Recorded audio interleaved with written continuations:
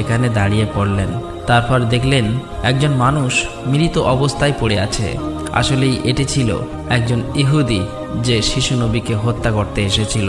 কিন্তু আজ সেই শিশু নবী নিজে তাকে বাঁচিয়ে তুলছে, নিজের হাতে পানি খাওয়াচ্ছেন। এভাবেই তাকে বাঁচিয়ে নিজেদের সাথে নিয়ে আবারও পথ চলতে শুরু করলেন। এভাবেই চলতে চলতে তাদের কাফেলা একটি সাগরের কিনারায় এসে উপস্থিত হলেন। সেখানে ছিল একটি জেলে সম্প্রদায়ের বসবাস। তাদের কাফেলা সেখানেই বিশ্রাম নিচ্ছিলেন। কিন্তু ওখানকার জেলে সম্প্রদায় ছিল মূর্তি পূজারী।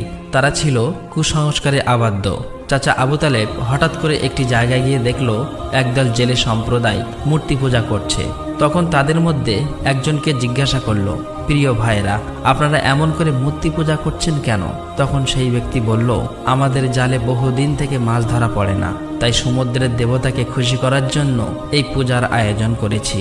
এদিকে শিশু মুহাম্মদ সাল্লাল্লাহু আলাইহি ওয়াসাল্লাম লক্ষ্য করে দেখলেন একটি বড় মূর্তির সাথে একজন মা ও তার বাচ্চাকে শিকল দিয়ে বেঁধে রাখা হয়েছে, তাদেরকে বলি দেবে বলে। কেননা এই জেলে